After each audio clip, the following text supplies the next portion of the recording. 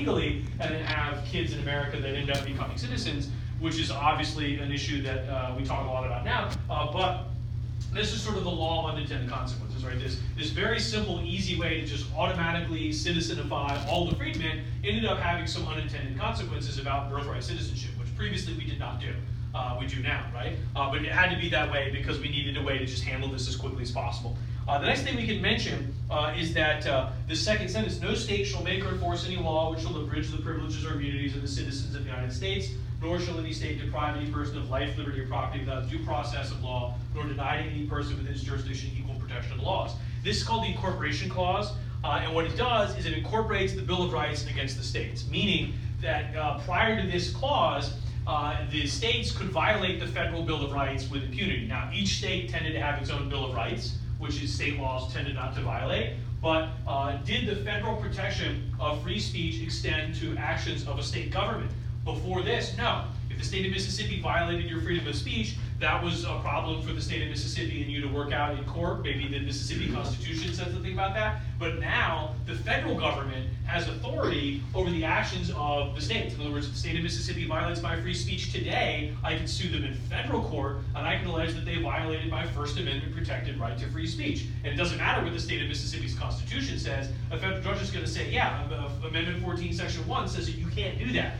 Right? It makes the states liable for enforcement of the Bill of Rights. Right? That's a huge change, almost an unbelievably significant change to say that now the states are subject to the same rules as the federal government. They may have been before, right? I mean, some state constitutions had Bill of Rights, some didn't, but now it doesn't matter. And particularly, again, if Mississippi messes around with you in 1825, you sue them in state court, you win, you lose, right? Well, now you can sue in federal court, right? Now, particularly, is there a kind of person that might have a problem that would sue in a state court in 1870 or 1868, who might have a problem getting a hearing in that court if it's like Mississippi? I mean, I think if you're of the freedmanish persuasion, Southerners might not be very sympathetic to you. Doesn't matter. Now you're going to federal court, right? Now you can file a federal lawsuit, and a federal judge and a federal jury will listen and see whether or not the 14th Amendment Incorporation Clause and the Bill of Rights apply to what has happened, right?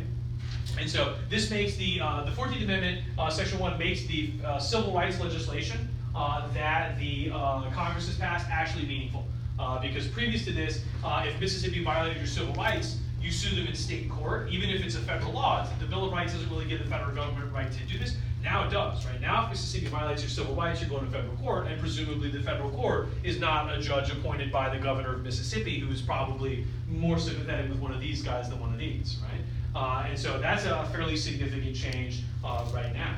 And so on top of that, we have a couple of other things. The first is that if you are a state and you deny people the right to vote, we will deny you seats in Congress, right? This is intended to be a punishment for the South. I mean, we're not singling them out, but I mean, if for some reason they didn't let certain people vote, black people, then we will just deny them seats in Congress, right? The implication being that if your state wants to participate in American democracy, you would not be willing to lose seats in Congress, right? You wouldn't want to lose like 4 or 5 of your seats in Congress and just have them not count.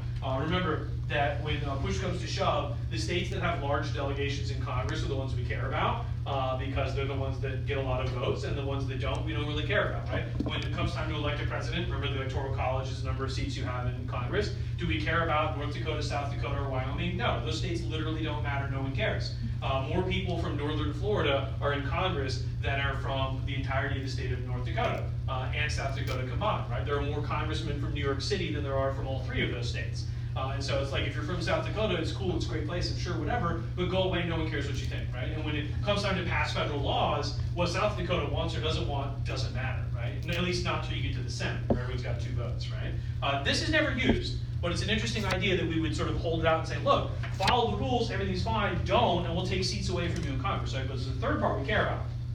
The third part says, no person shall be a senator or representative in Congress, or elector of president, vice president, or hold any office, civil or military, under the United States or under any state, who having previously taken an oath as a member of Congress, or as an officer of the United States, or as a member of any state legislature, or as an executive or judicial officer of any state, to support the Constitution of the United States, shall have engaged in insurrection or rebellion against the same or given aid or comfort to enemies thereof.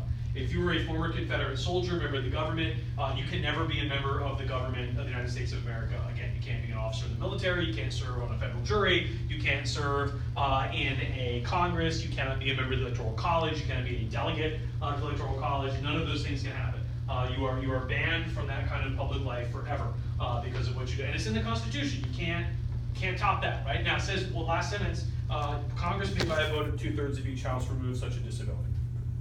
Now, on the one hand, if you're a Confederate, you want to run for Congress, just get 2/3 of congressmen and senators to say that you're cool, right? Would that ever happen? No, because at least some of those congressmen are Republicans who would laugh in your face and vote no, right? I mean, Sumner's got friends, and they're going to say, oh, what happened to you during the Civil War? You were a former Confederate? Take a hike, right? We're never going to vote that way. And so that's intended to prevent former Confederates from ever coming back, right? And then Section 4 says if you lost property in the Civil War, nobody's paying for that. And of course, if you lost property, sorry, if you lost slave property, well, we're not compensating anybody for losing their slaves, right? That's not going to happen. And so a few things you can say about Amendment 13 and 14. The way that they were passed is a little bit tough. The 13th Amendment passed very quickly, as it turned out. All the northern states ratified it, and then a couple of southern states did, and it was in the Constitution. But the Southerners were obliged to ratify the 13th Amendment by the Reconstruction Acts. And it's a little, like, on the one hand, I think we can all agree that slavery is bad, and if you think slavery is not bad, you're a monster, and we can just leave it at that. But on the other hand, like, forcing people to pass amendments is sort of like, like voting is supposed to be voluntary, right? If I stick a gun in your face and make you vote, it's sort of like, it's not really how the process is supposed to function. The 14th Amendment even more so, because to make sure that it passed, in the Reconstruction bills that the Congress passed, they demanded that the southern states, in order to be readmitted, pass these amendments, right? And so it's like, pass this amendment, ratify it, or don't become a state, right? And then you could just not have a state government, nobody votes, the general in charge of the army guy appointed will just run your state, and like, you don't get to be Americans. I guess you get to be, people that live in America, but not really, right? And you could definitely say that overall the 14th Amendment is fine. Giving black people civil rights seems like a pretty great thing to do, but again, forcing people to do it is just like a little difficult, right? But that's how the Republicans in Congress are going to get the 3/5 of the states to get the votes that they need, right? To be totally fair, and this is a true story, it turns out that they discovered in the 1990s that Mississippi had in fact not ratified the 13th Amendment. It had never done so. And so the wonderful CNN headlines, breathless news reporters said, of course, slavery is still legal in Mississippi. No, it's not, because remember, not all of the states have to ratify the amendment, just 3/5. And so if 3/5 of the states did, it doesn't matter what Mississippi says, slavery is still illegal. At the same time, it was sort of considered to be like a nice pro forma thing that you did, where it's like, we're all going to agree that slavery is bad. Everyone raise your hand, right? Does anyone not? Okay, everyone? Great.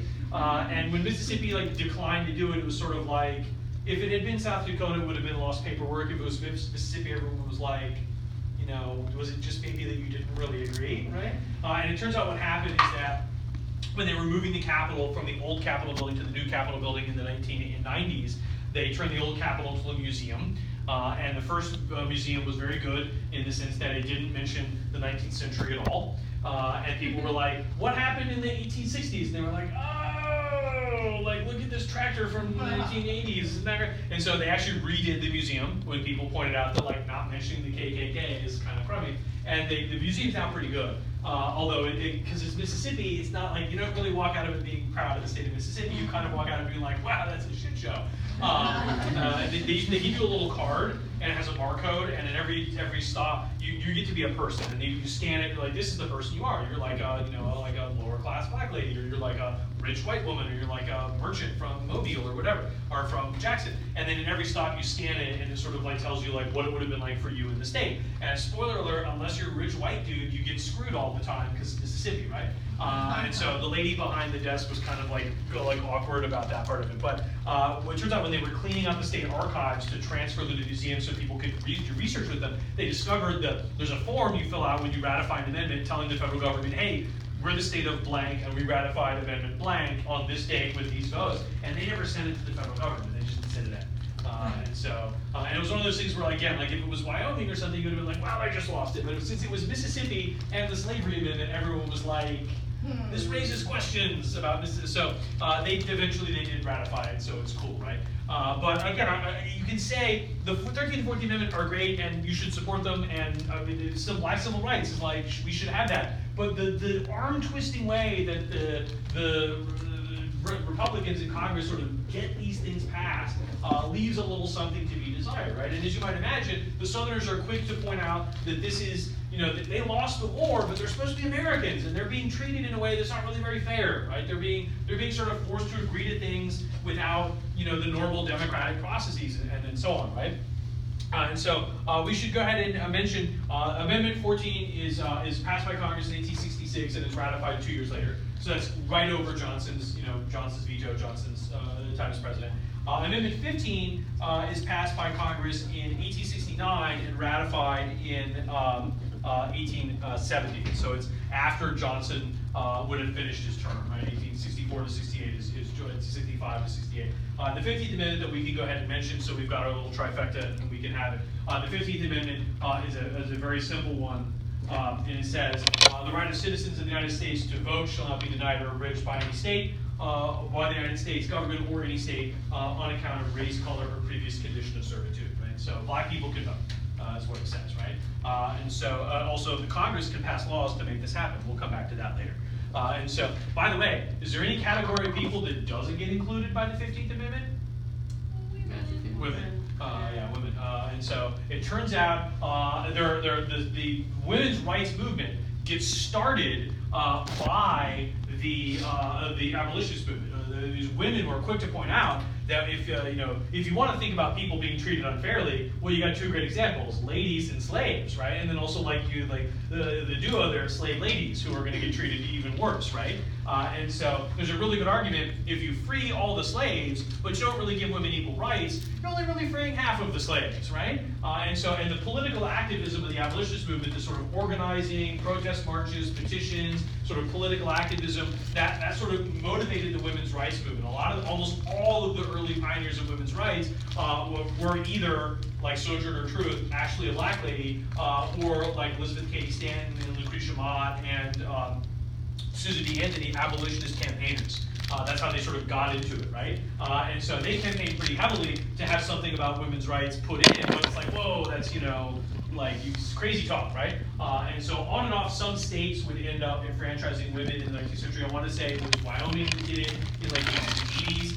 The New Jersey Constitution was so badly written that a lawyer argued that the way it was written when it described who could vote was so vague that it included women, and the judge was like, I can't say that you're wrong because it does say like human or something, and it doesn't actually say man, so I guess you're probably right.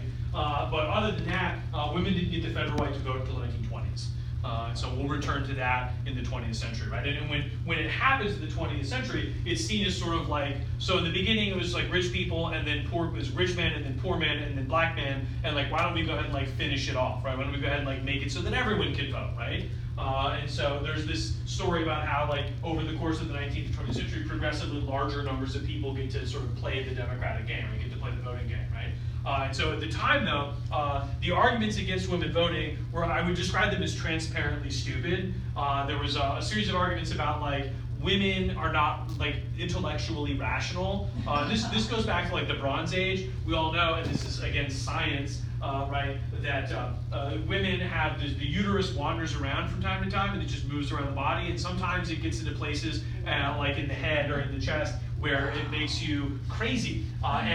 If you have surgery to remove uterus, it's called a hysterectomy, which is where we get the word hyster from, is where you get the word hysteria, when people act irrational or crazy, because the Greeks thought that actually the uterus moved around, and when it moved up into your heart, it actually made you crazy. And that's why women get, for example, like when they have menstrual cycles and they have like PMS and stuff, that's we know today it's because hormones, right? But the Greeks figured, oh, it was because the uterus is wandering around, is on your heart, and is like pressing on your heart and making you act weird. Because the Greeks thought the heart is where your emotions come from, and they didn't think about the brain. And so you would say, like, think, okay, it's 19th century, like, we don't think that, but they're like, no, it's like, okay, maybe the uterus doesn't move or stuff, but women still are not, like, totally rational. And of course, this argument is insane because the argument is that when men vote, it's like the Terminator, right? You go and you vote, and it's completely like pro-con, right? You sort of divorce yourself from all emotion, and you think, like, which candidate is best in a way that has nothing to do with emotion or feeling or anything like that, and we just like pro-con, right? And women wouldn't do that. They wouldn't be able to do that. It's not that they wouldn't want to do it, they couldn't do it, right? And of course, it's completely insane because that assumes women are apparently never able to be rational and men are always rational, which if you know any men or women, you know that those stereotypes are completely wrong, right? There are perfectly irrational